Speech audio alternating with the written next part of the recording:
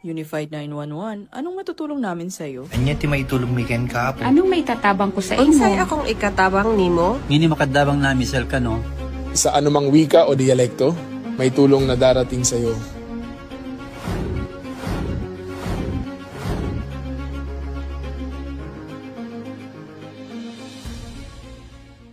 Lilingkod sa bawat Pilipino at magbibigay ng tamang impormasyon para sa tahimik at maayos na Pilipinas. Police News Network, alagad ng batas, tagapagtaguyod ng balitang pulis, sandigan ng mamamayan, patnubay ng katotohanan.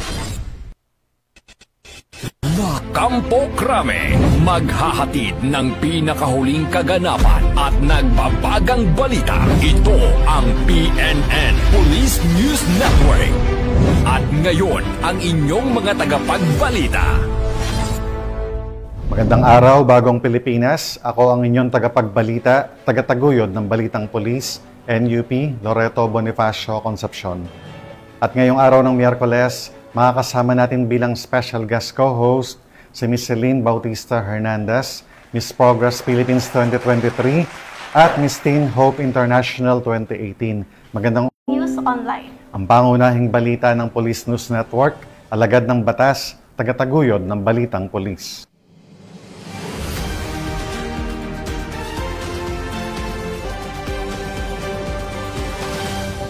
Narito ang mga balitang dapat niyong abangan.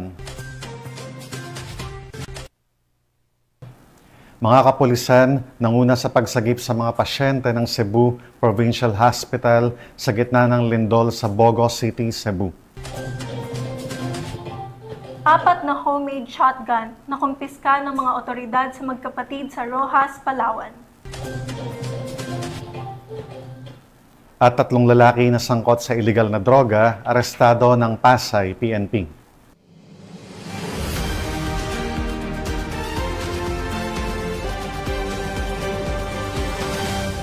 Narito ang mga balitang hatid ng ating PNN correspondents mula sa iba't ibang panig ng bansa.